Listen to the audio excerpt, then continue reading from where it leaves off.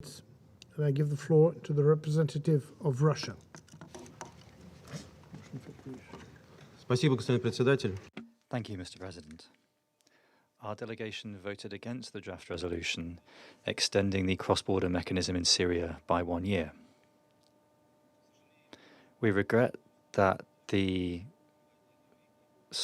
efforts of the delegations of Ireland and Norway, the penholders on the humanitarian dossier, didn't find the best way of resolving the issue. Our position's been clear on the issues here and have been known to everybody from the very beginning. We haven't misled anyone. In parallel, we've shown flexibility on other aspects. However, the art of diplomacy and the desire to reach an agreement on something, when it comes to our Norwegian and Irish and on the whole Western colleagues, was insufficient or deficient even. The document put for the vote, first and foremost, ignored the interests of Damascus, which should be the main beneficiary of the resolution. The draft ignored the fact that over the past year, according to our estimations, the Security Council and the United Nations as a whole has not been able to fulfill the objectives that we unanimously agreed to work on. This is on establishing deliveries within the country to the northwest of the country, and also the reporting on the UN's activities in Syria, increasing donor assistance for projects on early recovery. We tried to overcome these shortcomings and correct them in our draft, which you, colleagues, will now have to vote on.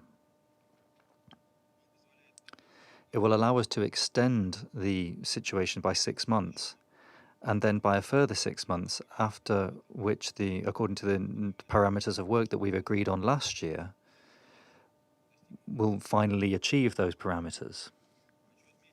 I wish to note that